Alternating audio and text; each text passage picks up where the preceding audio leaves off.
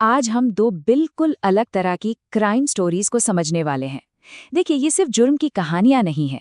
ये तो हमारे आज के जमाने के दो अलग अलग डरों का आईना है, बिल्कुल।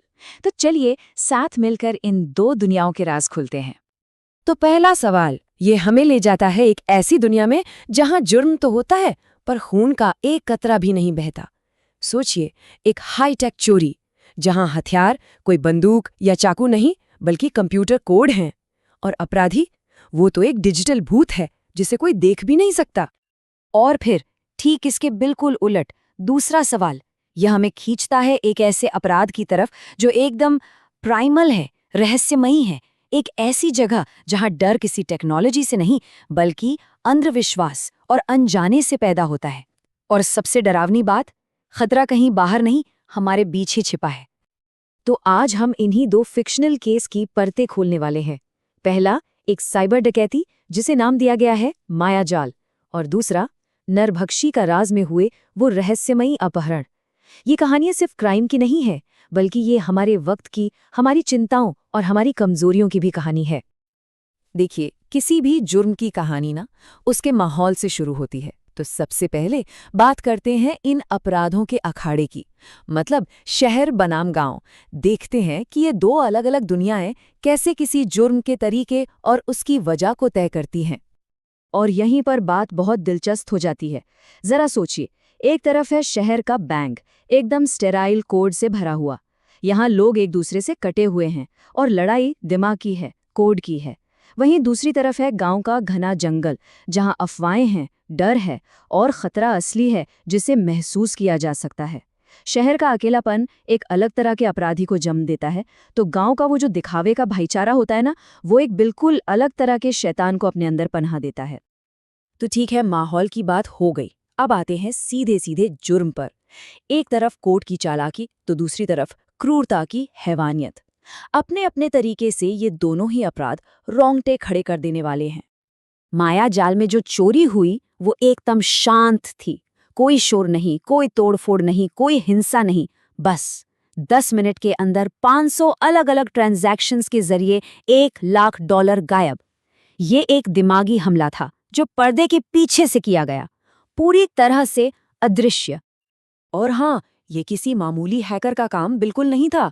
उसने इस्तेमाल किया ज़ीरो डे एक्सप्लॉइट का। इसका मतलब जानते हैं क्या होता है? इसका मतलब है कि उसने सिस्टम की एक ऐसी कमजोरी पकड़ी जिसके बारे में खुद बैंक बनाने वालों को भी नहीं पता था। मतलब ये तकनीकी महारत का एक बहुत ही खतरनाक लेवल था। और अब देखिए इसका ठीक उल्टा, शांतिपुर, जहां 5 लोग गायब हो चुके हैं। वहां के गांव वाले इसे किसी इंसान का काम मान ही नहीं रहे। उनके लिए तो ये जंगल में रहने वाले किसी पौराणिक राक्षस, ब्रह्म राक्षस का काम है। यहाँ डर टेक्नोलॉजी से नहीं बल्कि सदियों पुरानी कहानियों और गहरे अंधविश्वास से पैदा हो रहा है। अब जब जुर्म इतने अलग हैं तो जाहिर है उन्हें सुलझाने के तरीके भी उतने ही अलग होंगे। तो चलिए अब मिलते हैं उन जासूसों से जो इन उलझे हुए मामलों की गुत्थी सुलझाएंगे, और हम देखेंगे कि सच्चाई तक पहुंचने के रास्ते कितने कितने अलग हो सकते हैं। मायाजाल केस में हमारे पास एक जबरदस्त टीम है। एक तरफ है इंस्पेक्टर विक्रम, एक पुराने खिलाड़ी जो अपराधी के दिमाग को पढ़ते हैं, और दूसरी तरफ है डॉक्टर नेहा, जो कोड की दुनिया की कह सकते हैं एक जादूगर हैं। इन दोनों का साथ आना मतलब तजुर्बा और टेक्नोलॉजी का वो परफेक्ट कॉम्बिनेशन जो इस अदृश्य चोर को पकड़ने के लिए चाहिए ही था। डॉक्टर नेहा का तरीका देखिए, एकदम लॉजिकल, स्टेप बाय स्टेप। वो मैलवेयर के कोड की गहराइयों में उतरती हैं, वहां से एक छोटा सा सुराग निकालती हैं PX, और फिर बस उसी डिजिटल धागे को पकड़कर वो हैकर फीनिक्स तक पहुंच जाती हैं। ये सच में एक डिजिटल शतरंज का खेल था जहां हर चाल बहुत सोची समझी थी। वहीं दूसरी तरफ नरभक्षी का राज में इन्वेस्टिगेशन एकदम ओल्ड स्कूल है, पारंपरिक। इंस्पेक्टर अविनाश को सिर्फ अंधविश्वास से नहीं लड़ना पड़ रहा, उन्हें तो डर के मारे चुप बैठे पूरे गांव से निपटना पड़ रहा है। यहाँ सब कुछ फिजिकल सबूतों पर टिका है। जमीन पर जूतों के गहरे निशान, कहीं फंसा हुआ कपड़े का एक टुकड़ा। मतलब यहाँ जासूसी का असली मतलब है जमीन पर उतरकर एक एक सबूत को जोड़कर सच्चाई तक पहुंचना। और अब आते हैं कहानी के सबसे सबसे जरूरी हिस्से पर, यानी विलेन पर। क्योंकि सच तो ये है कि हर क्राइम स्टोरी असल में क्रिमिनल की ही कहानी होती है। तो एक तरफ है एक जीनियस हैकर और दूसरी तरफ एक शैतान नरभक्षी। चलिए उनके दिमाग के अंदर झांक कर देखते हैं। ये कंट्रास्ट देखिए।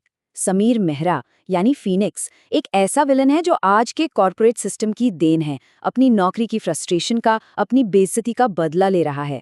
वहीं अजय दास नरभक्षी, वो कोई सिस्टम की पैदाइश नहीं है, वो एक ऐसा राक्षस है जो शायद हमेशा से था, बस एक शांत शरीफ कलाकार के मुखौटे के पीछे छिपा हुआ था। मतलब समझिए, समीर का मकसद पैसा था ही नहीं, उसे तो ये साबित करना था कि वो कितना जीनियस है। उसे उस सिस्टम से इज्जत चाहिए थी जिसने उसे कम समझा, उसे रिजेक्ट कर दिया। ये लड़ाई असल में पैसे की नहीं बल्कि उसके अहंकार और पहचान की थी। और फिर अजय दास की डायरी से ये रूह कंपा देने वाली बात सामने आती है। उसके लिए लोगों को मारना एक कला है। उसे कोई अफसोस नहीं, कोई पछतावा नहीं, उसकी वजह कोई बाहरी दुनिया नहीं बल्कि उसके अंदर की अपनी एक टेढ़ी विकृत दुनिया है। ये प्योर ईविल है, बिना किसी वजह के।